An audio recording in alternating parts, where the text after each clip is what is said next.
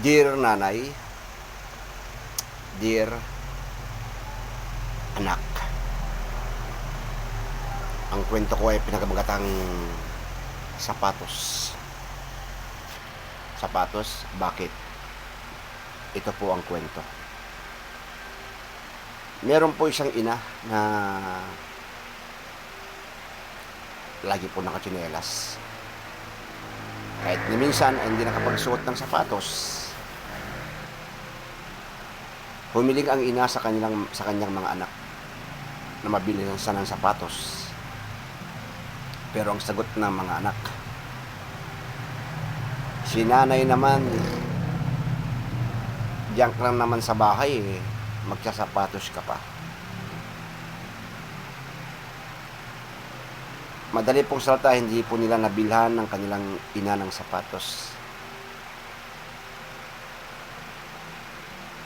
Ang nanay walang magawa dahil wala rin pambili ang kanilang ina ng sapatos, kundi tanggapin na lagi siyang nakatsinelas. Dumating po yung takdang panahon, mga kaibigan,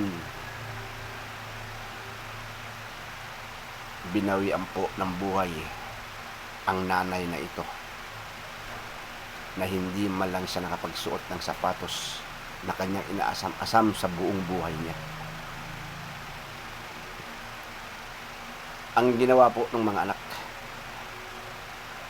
bumiling kabaong, binihisan ng magarbong damit, pantalon, at higit sa lahat, yung sapatos na kanyang inaasam-asam na maisuot nung siya'y nabubuhay. Pero naisuot na nga po ang sapatos na kanyang inaasam-asam, pero patay na rin po siya. Ang sabi ng mga anak, nanay, kung mabubuhay ka lang, kahit ilang sapatos ang bibilhin namin.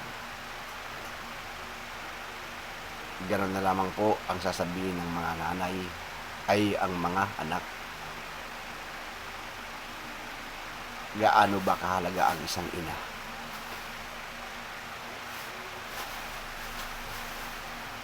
Ina na nagluwal sa atin. Ina na naghirap sa atin. Gaano ba kahalaga ang isang mahalaga kung patay na ang ating ina na napakahalaga sa ating buhay? Di mo lang ba maiisip, mapagtanto na mahalaga pala ang ina kung siya patay na? Pero kung nabubuhay siya, hindi mo maisip na mahalaga pala ang ina. Ang lahat pala ay kamatayan ng kapalit para di mo maisip na mahalaga ang isang ina. Nagkakamali kayo, mga anak.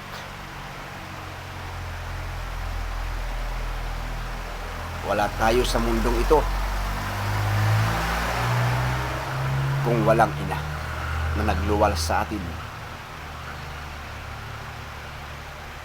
Huli na po ang lahat kung magsisisi tayong mga anak. Kasabihan naman talaga na ang pagsisisi ay laging nasa huli. Pero meron bang magsisisi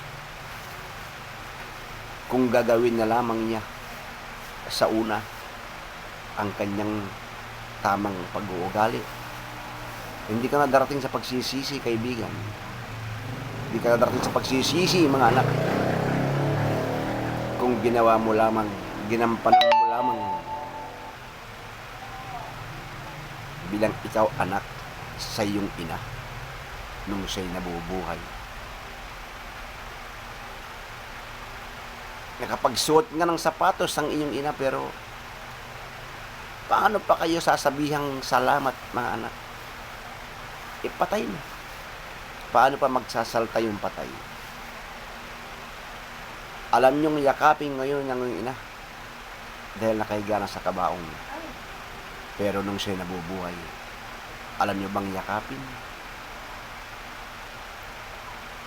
Alam niyo bang pasalamatan ang iyong ina sa mga ginawa niya sa inyo mula isinilang kayo hanggang nagsipaglaki kayo?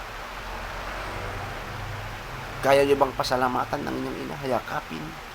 Kaya niyo bang sabihin sa harap nila na mahal ka namin, nanay?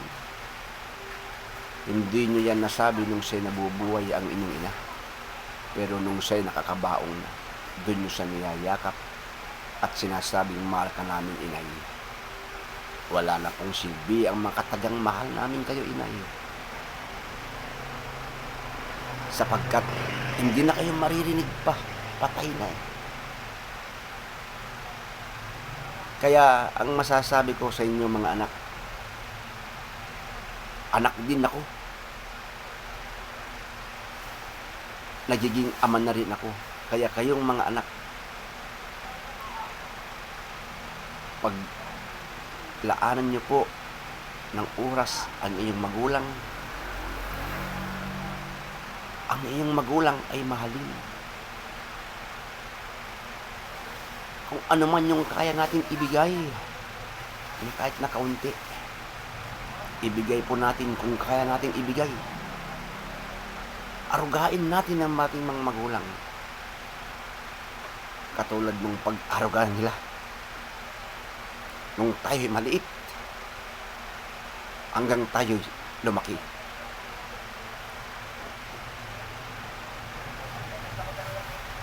Gabayan po natin ng ating mga magulang. Katulad ng paggabay nila sa atin nung tayo maliit hanggang lumaki. Kaya mga anak, nananalig dito sa mundong ito, mahalin po natin ang ating ina. Mahalin po natin ang ating ina. Ina na nagluwal sa atin hanggang sa sila napupunan naghirap hanggang lumaki ka. Binihisan ka. Ganon din po sana ang gagawin natin mga anak sa ating mga ina. Dahil kung walang ating ina, hindi po natin nakita ang liwanag ng mundong ito. Mga anak, mahalin po natin. Mahalin. Arugain ang ating ina.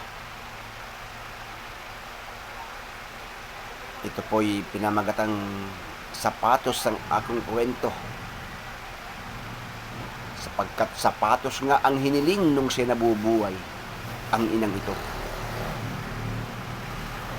na hindi natin naibigay mga anak. Salamat sa inyo mga anak, mga magulang. Anak din ako na naging magulang. Mga anak, sino man kayo, mahalin po natin ang ating mga magulang. Mahal natin ang ating magulang. Okay? I love you all, guys, and Merry Christmas. Happy New Year sa inyo pong lahat.